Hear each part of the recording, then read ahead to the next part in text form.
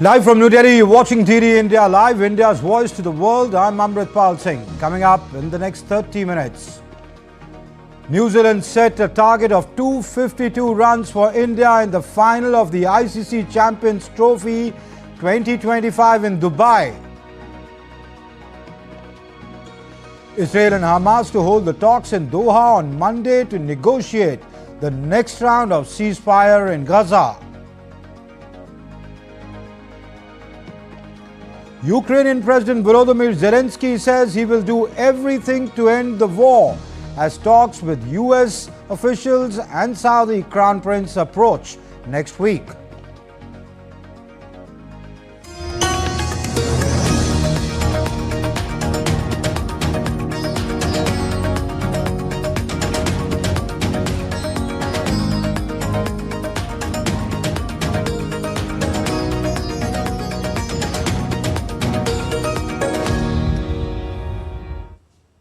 So the first innings has just ended. New Zealand set a target of 252 runs for India in the final of the ICC Champions Trophy 2025 in Dubai International Cricket Stadium on Sunday. Daryl Mitchell was the highest scorer for New Zealand, scoring an individual total of 63. But New Zealand have definitely struggled to post a fighting total against India. Earlier, Varun Chakravarti proved India's much crucial breakthrough with a wicket of Will Young before Kuldeep sent dangerous-looking Rachin Ravindra and Kane Williamson packing. Rachin and Young stitched together a 57 for the opening wicket, the most runs against India in the ongoing tournament. But Rohit Sharma and company have made a remarkable comeback. Ravindra Jadeja and Mohammad Shami also scalped one apiece. Earlier, New Zealand captain Mitchell Santner won the toss and opted to bat. Injured pacer Matt Henry was replaced by Nathan Smith in New Zealand's playing 11, while India featured an unchanged team.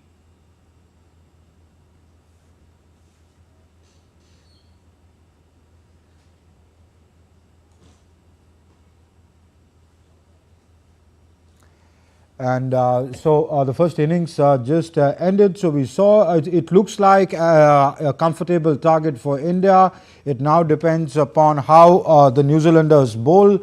They have a good bowling lineup though. And we are joined by my colleague Siddharth Bhardwaj, who joins us from Delhi. And also in a little while, I'm told Ritesh Ranjan will be joining from Chennai. So Siddharth, looks like a comfortable score for India to chase, but New Zealand was able to, cross the psychological 250 mark, one run above that. Oh, definitely, Amrit. The way Rohit Sharma and company play today, it's incredible. And this was expected out of a team, Amrit, which has not even lost a single match in Champions Trophy 2025. You see, against Bangladesh, against Pakistan, against New Zealand, you name the team, they haven't lost even a single match. So they were high on morale. And in the big days, on the D days, I mean, these things matter. That how high is your confidence. And 251, we know. And Rohit Sharma, the jinx that has continued is that he has lost 12th consecutive toss, and every toss in Champions Trophy, and every toss he lost, Amrit, that's something which I want to point out. That every toss he lost, Team India won. So we were not, disappointed when Team India lost that toss, because we knew somewhere that this is a jinx that is continuing, and Team India will definitely, win this one. And, as far as the bowlers are concerned, exceptional bowling by the spinners. I was saying in the pre-match as well, Amrit, that, if the spinners will continue the momentum, then nothing can stop Team India and Rohit Sharma and company to win this particular encounter. 251, they have to chase 252. 252 is the target, and it is actually easily chaseable given the fact that we have the best batters in the world. We have Shubman Gill. We have Rohit Sharma. We have the likes of Virat Kohli. Shreyas Iyer, who's in form, scored a century. Virat Kohli scored a century. Hardik Pandya can hit big sixes during the end overs. So all in all, when talking about the batting lineup of India, Amrit, it's incredible. Smiles are everywhere. I'm here in the central Delhi, and people are smiling, and they have hope in themselves that Team India will come out victorious, and that Champions Trophy and that white blazer which you get after winning the Champions Trophy will be donned by Rohit Sharma and company. Everyone is really excited. I am as a fan. You can see my T-shirt. I am India fan today, and this expression, this particular emotion cannot be explained in words. But still, Amrit, definitely, the New Zealand is a strong side. You have to maintain your top order, because that's a problem with Team India. When your top order rattles, the middle order has to put on the pressure. But this time around, middle order is in form. That's a sigh of relief. That's a moment of relief. But when it comes to the opening partnership, especially Rohit Sharma and Shubman Gill, they have to maintain that partnership. And as it is said by everyone, if Rohit Sharma stays for 10 or 12 overs, match is one-sided. So Rohit Sharma has to stay. Shubman Gill has to stay. Score some big numbers. And yeah, Virat Kohli too, Siddharth. Virat Kohli is a chaser. He loves these kind of situations, doesn't he? Oh, lovely. He's a chase master.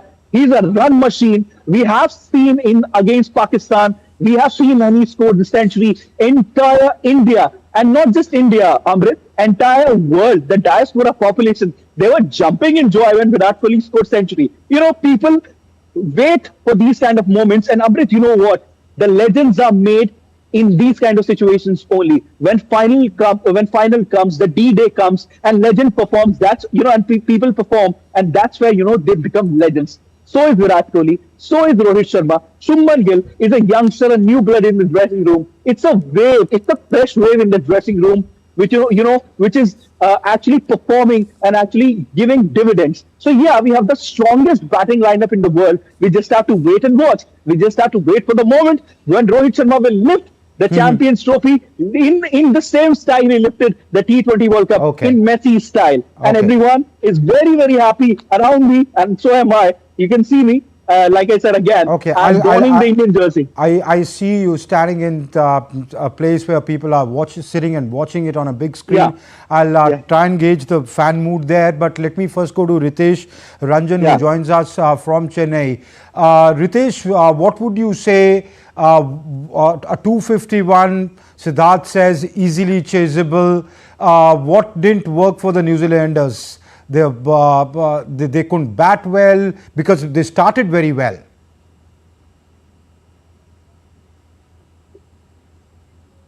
When as the match was going on, first 10 overs, they lost 2 wickets. That was the crucial part where, New Zealand started losing, and Indian fans and Indian team were getting confidence. Why? There is a reason behind it that, performance in past few matches, Indian team has done really very well. And that is why when I spoke to a few of the fans who were watching match here in a bigger screen, they were very much confident because the performance of the team, Indian team is very good in past few matches. So they were very confident that this time they're going to do well. But yeah, one thing was very crucial, that, the pressure of the performance. That, on Indian team, that I spoke to many of them, and many of them had the same concern about the performance, pressure, that what they have done before, whether they would be able to perform the same or much better than that in today's final match or not. That pressure will, can create a problem for Indian team. And if they lose there, then, match is out of hand. Which is what has not happened so far. And now, we were expecting that, if it is going above 260 or, more than that, then it is difficult for India. But now it is less than 260. So it's we think that it is easy for India, not a difficult task to take the trophy. Okay, Ritesh, I'll come back to you. Let me go back to Siddharth. Siddharth, you were talking about the fan mood in the club. You were sitting and watching this match. Give us a sense of that. Oh, definitely. Everyone was happy, and with every wicket they were clapping. With every wicket they were whistling and shouting and clapping, giving the sense of, yes, actually, and I keep on saying that again and again, Amrit, that in India, cricket is not just a game. It is a religion, and people take it as a religion. Since the morning we've been seeing people performing rituals, performing puja, havan, and wishing and praying to the God that Rohit Sharma and company, Team India, men in blue, they come out with flying colors, when it comes to today's contest. And in every major contest, we have seen that, and it's incredible. And not just religion, Siddharth.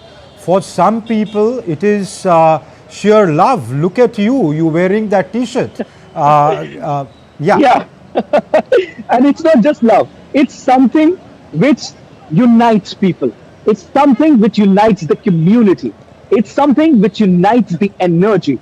I have that energy, and I'm sure as a cricket fan, you also have that same energy. And I'm sure that people behind me have the same energy. When every wicket falls, they shout, they whistle. They don't know the religion of each other. They don't know the community of the other person. They don't know anything. It's a unified force cheering for one team, men in blue, Rohit Sharma and company, Team India, Team Bharat, and praying to the God and wishing that they come out victorious. They come out with flying colors and they lift that trophy and don that white coat, which everyone is waiting for, Amrit. And today in central Delhi, where I am, I want to say one thing more. If they come out with flying colors, if they happen to win the Champions Trophy 2025, the scenario would be different. I'll be live and I'll show you how people are crazy about cricket and how people are shouting when Team India lifts such ICC tournaments. Okay. One last question to both of you. Ritesh, you go first. What would the strategy of the Indian team now would be, the batting strategy as they go to they take to the pitch? Well, batting strategy, slow and steady wins the race. That is what is said everywhere, and that is what I would also like to suggest. Go slow. No need to hit hard, but keep running, keep scoring boundaries and all in between, and that will make to reach this goal and to take the final match cup for us. Okay, it will make that easy. Okay. Siddharth, it's an easy target to chase, so staying on the crease, would that be the strategy in your view of the Indian batsman?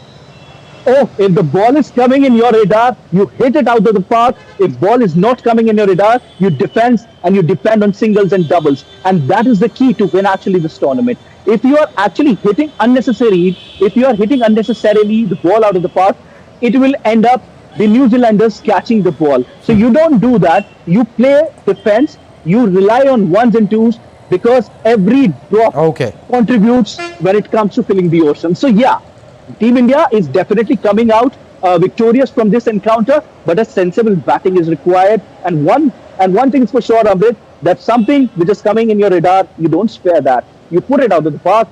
Doesn't matter if it's 80 meter or 90 meter or 100 meter. Yeah, I'm sure it will be a very interesting match. The Indians and also other fans of Indian team would be glued on to their screens for the next few hours. Siddharth Bharadwaj, Ritesh Ranjan, thank you very much for joining for the moment. Thank you. Thank you so much. And still to come up on DD India Live, 2 days of clashes and revenge killings in Syria leave more than 1,000 people dead. And India get the 58th Tiger Reserve in Madhya Pradesh. Prime Minister Modi hails the move.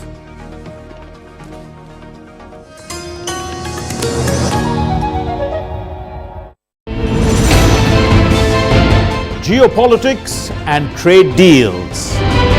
Economic challenges amid development. Hard work and the path to prosperity. It's the economy always. Between walkers, money is what money does and says. Supply creates its own demand. Between the bulls pulls and bears tears. When supply chains globalization and India rises to the podium. We'll get you centered with the economic brief at 8 p.m. every Thursday on DD India.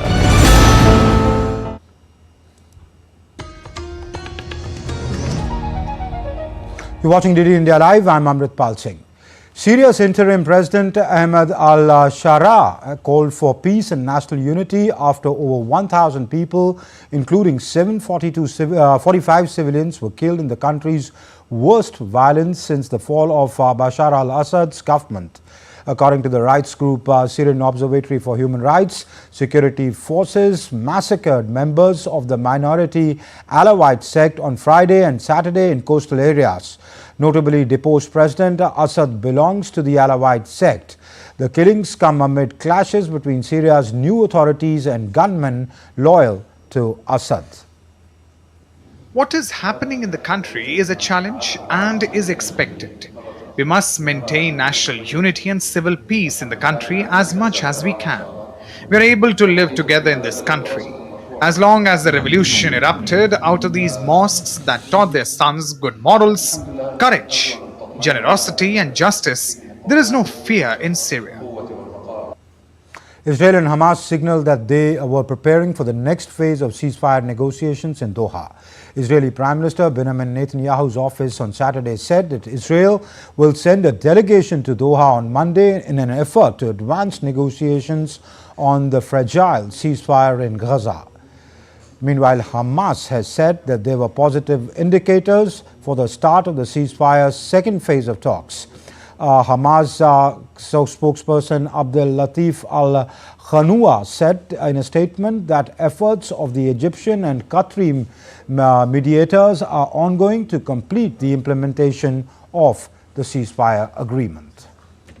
The first phase of the Gaza ceasefire ended on March 1st after 6 weeks of relative calm that included exchanges of Israeli hostages for Palestinian prisoners. While Israel has said that it wants to extend the first phase until mid-April, Hamas has insisted on a transition to the second phase, which should lead to a permanent end to the conflict. Russian special forces crept miles through a major gas pipeline near the town of Sudzha in an attempt to surprise Ukrainian forces to eject them from western region of Russian region of Kursk. Thousands of Ukrainian soldiers seized about 1,300 square kilometers of Russia's Kursk region in August last year in what Kyiv said was an attempt to gain a bargaining chip in future negotiations and to force Russia to shift military forces from eastern Ukraine. Russia's defense ministry said its forces had retaken the village of Lebedevka and as well as seizing Novenke hamlet across the border in Ukraine's neighboring Sumy region.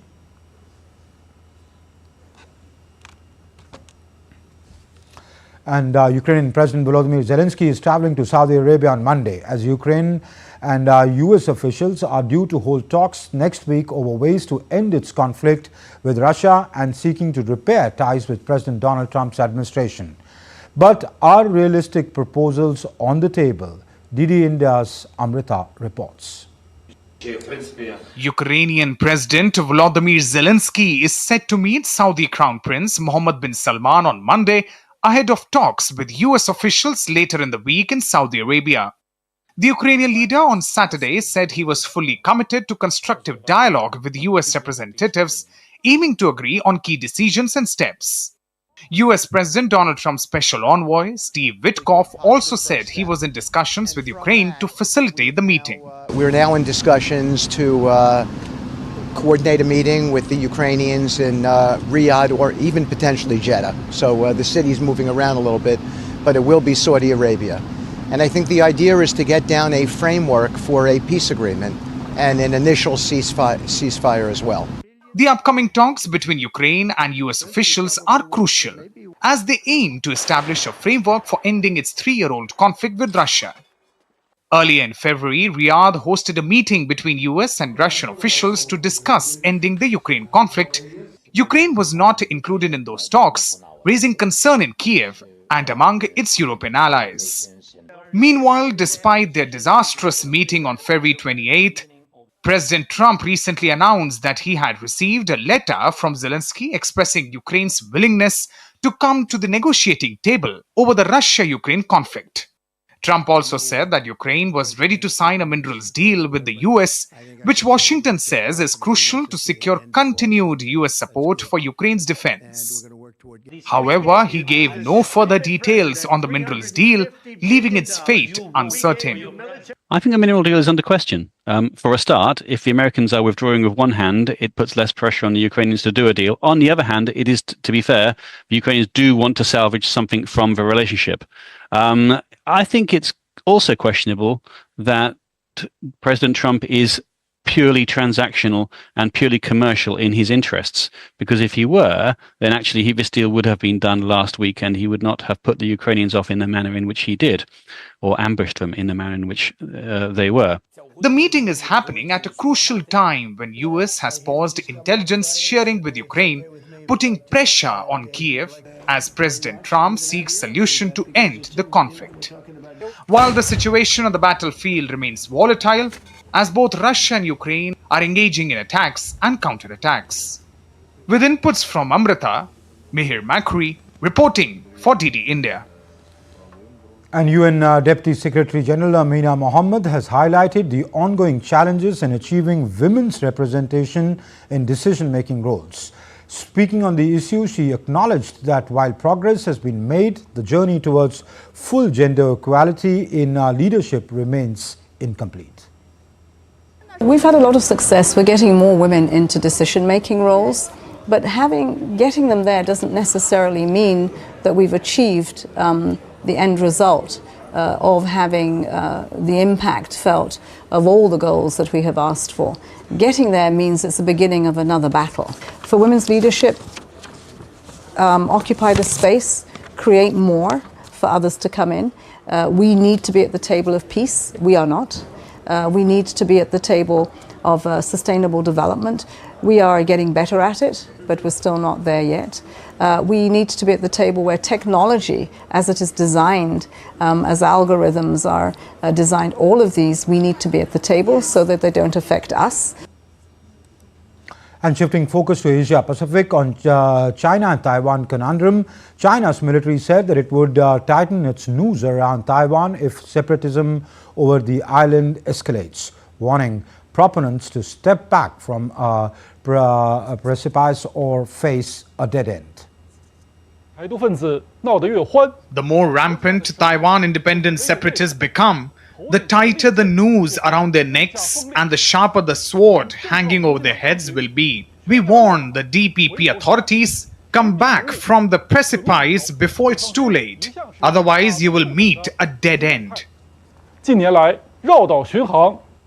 Australian Prime Minister Anthony Albanese has expressed willingness to consider participating in a peacekeeping mission in Ukraine. Though the Australian Prime Minister has emphasized that deployment of peacekeepers is premature at this point. This development comes after Albanese's discussions with British Prime Minister Keir Starmer, who along with France is working to assemble a coalition of the willing to safeguard any potential ceasefire in the ongoing Russia-Ukraine conflict. Albanese further stated that Australia will send a senior representative to the Chiefs of Defence meeting in Paris on Tuesday to discuss future backing for Ukraine.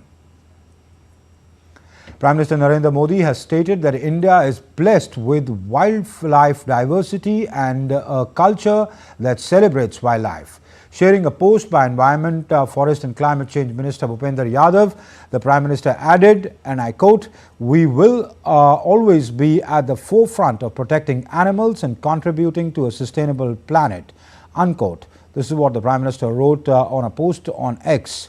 Minister Bhupender Yadav announced that India has added the 58th Tiger Reserve to its tally, with the latest entrant being Madhya Pradesh's Madhav Tiger Reserve. This is MP's 9th Tiger Reserve, adding the development is a testament to relentless efforts of the forest officials who are selflessly working towards the cause. India celebrated the Latmar Holi in historical town of Barsana in the northern state of Uttar Pradesh. In this traditional act of playing Holi, women from Barsana shower sticks on men from the neighboring town of Nandgaon. Devotees from different corners of the country participate in the festival, with men dressed as Indian god Krishna and women as Indian goddess Radha. The 1,000-year-long tradition is a grand fervor played with colors, sticks and a shield.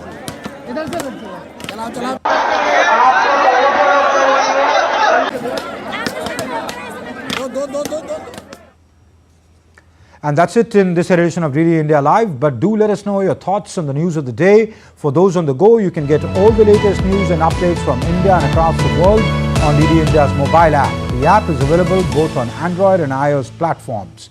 Scan the QR code you see on your screens right now to download now. We'll be back with more as it breaks here on DD India.